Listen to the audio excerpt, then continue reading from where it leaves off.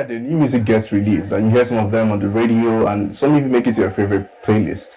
Now, do you really care to know the names of these artists and what their story really is? Well, that's why on Essential from time to time we'll bring you conversations from some of the new kids on the block. Now, today on the show, I'm joined by a singer and songwriter. Her name is Jola Bello. Welcome to Essential. Thank you, Trust. Hello, everyone. My name is Jola Bello. I'm a singer, songwriter. Just look at you, looking all gorgeous on our set. Thank you. How are you doing, really? I'm great. You're I great. feel amazing. Your mental health is in check. Yeah, 100. Great, love it. So now let's start from your name. Why did you choose to go by Jola Bello? I mean, you could have answered Ashanti or something else. Well, I have actually never had an alias that I would really, want to use as my stage name. And I feel Jola Bello is really catchy. I mean, just hear it, Jola Bello. It sounds amazing. So, I mean, why not? Why not use my real name? So now let's get back to your story and how you got into music. When did you start all this? Okay, so I started recording music 2018. I had like a group of friends, like a squad. And then we used to have game nights. And then there was one time we ran out of games, we were tired, and then we were like, oh, why not play rhyme games? And then we started, and then I kept on winning, and then they were like, oh, Jola, you should literally up in the studio and do this. And then they were like, oh, my voice is actually sweet, so I was just like, okay. And then one of my friends hooked me up with a producer, and that's where I started as a recording artist. But I used to be in the choir and all of that, so. Oh, so you're a church girl as well. What was that experience like? Well, I went to a Christian secondary school. Love it. So I was in the choir for 6 years, all through. So what part do you sing? Soprano, obviously. Soprano. Treble. Give me a note. Let me get something.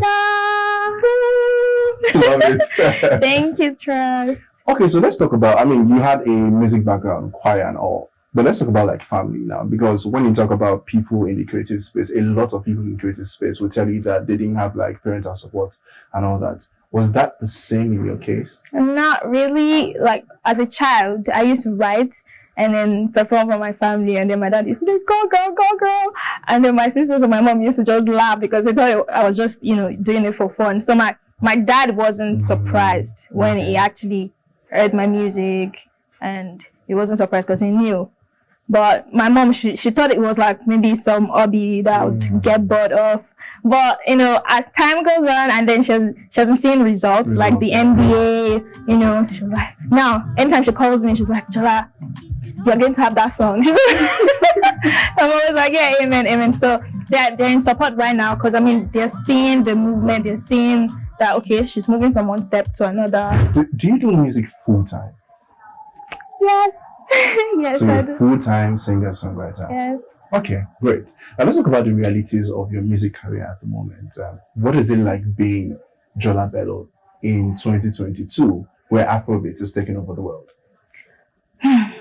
It's amazing. I'm happy to be in this generation, because back when I was a child, when we used to I feel like the way people out in the world feel about Afrobeat now is the way we used to feel about their music. We used to feel about R&B, hip hop, So it's really amazing to be here this time doing this, So I feel like Africans are here to, imprint something to the world. So yes, I'm happy to be here. So speaking about music genres, what would you say is that ideal genre for you? Because you have conversations about people say, I'm Afrofusion, I'm Afro rave, I'm Afro this, I'm Afro that.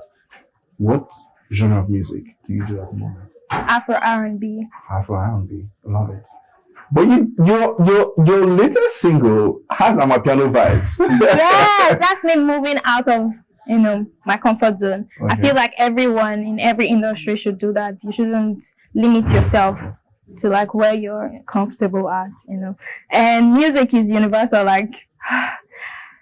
That song is beautiful. Halle is a beautiful song. So why not?